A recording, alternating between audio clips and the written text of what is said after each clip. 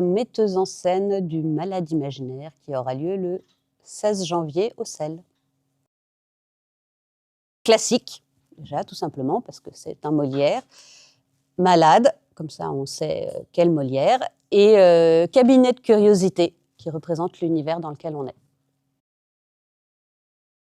C'est l'histoire de deux valets qui, pour carnaval, vont monter une grande machination pour se moquer de leur maître, Argan, qui est un hypocondriaque notoire, qui souhaite absolument marier sa fille à un médecin. Pour le côté artistique, créatif, on va avoir 6 semaines de répétition pour les comédiens, mais la création d'un spectacle ne s'arrête pas à ça. Il va y avoir évidemment la création des costumes, la création du décor, la création de masques, parce qu'on a des masques, la création de la musique. Et quand je parle de création, ça va être la réflexion, la recherche, l'invention et la fabrication. Donc ça prend un certain temps. Et on va avoir aussi l'adaptation, parce qu'à la base, c'est une comédie-ballet, avec des intermèdes qui sont très importants entre les actes. Donc je pense que si on prend la pièce en entier, ce qu'elle est de base, elle doit faire plus de 2h30, avec 40 danseurs, je ne sais pas combien de musiciens. Donc là, il a fallu faire un travail de coupe.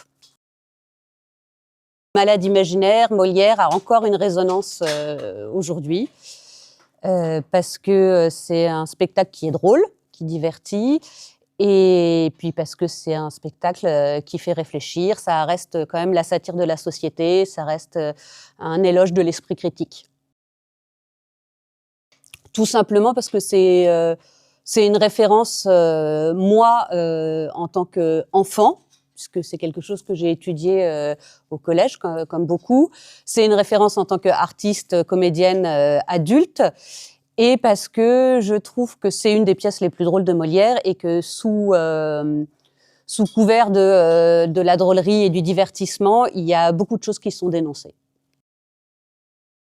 Par exemple, un comédien qui arrive en costume de Béline au lieu de Bérald, qui peut nous faire des grands fous rires, ou par exemple une fausse baffe travaillée qui, avec le stress, se transforme en énorme baffe.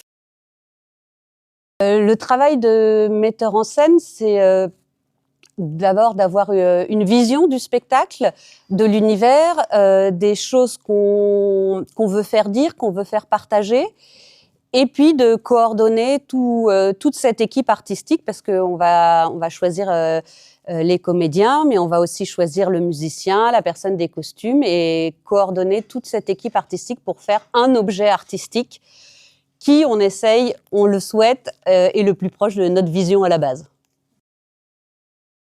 Bien sûr, moi je dis toujours que ma maxime, c'est le théâtre est indispensable pour ouvrir les esprits, les rendre plus tolérants et aussi les distraire. Et je crois que vraiment, avec le Malade imaginaire, on est ça avec le côté comique, de la comédie, donc pour le divertissement.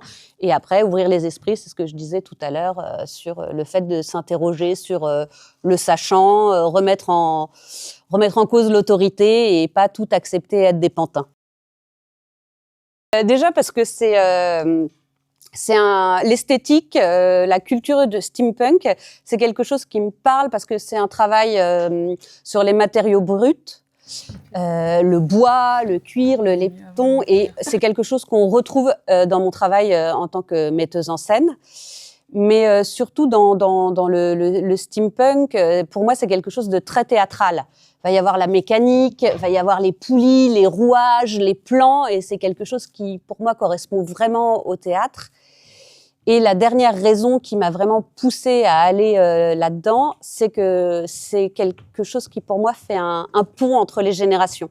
On va avoir, pour les adultes ou les plus âgés, c'est une référence qu'on a forcément avec Jules Verne, Léonard de Vinci, Sherlock Holmes, Frankenstein, qui sont un peu les créateurs de cet univers-là.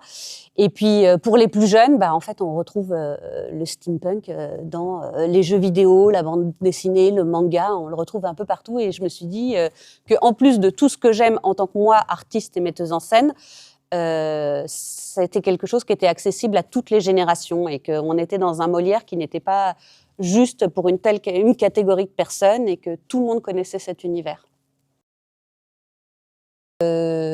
je n'ai utilisé que le texte de Molière, donc en fait, ça n'est pas, je peux pas dénaturer vu que ce n'est que le texte de Molière. Et même, je parlais tout à l'heure de la comédie-ballet avec les intermèdes. Souvent, c'est évidemment des parties qui sont supprimées. Et moi, j'ai repris des passages des intermèdes. Je me suis aussi appuyée là-dessus, où je disais c'est carnaval dans ces intermèdes, et c'est quelque chose que j'ai souhaité garder. Donc en fait, c'est au contraire, loin de dénaturer, j'ai repris des choses qui d'habitude sont supprimées de Molière. C'est que le texte de Molière. En fait, il n'y a pas de partie compliquée. Il y a des obstacles qu'il faut détourner quand on se retrouve face à une envie, par exemple sur les décors, une envie avec une lumière dedans, une mécanique, et ça marche pas comme on le voudrait. Ben on cherche des solutions en fait.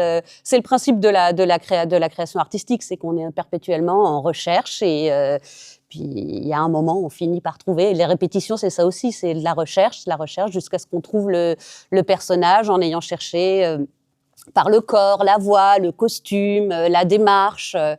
Puis on finit par trouver. On fait de la patouille finalement. On est une équipe on a déjà fait beaucoup de spectacles ensemble. On se connaît depuis extrêmement longtemps. Donc, on n'a pas trop de rituels parce que c'est la famille et c'est normal d'être ensemble et de jouer ensemble et de créer ensemble. Soyez curieux.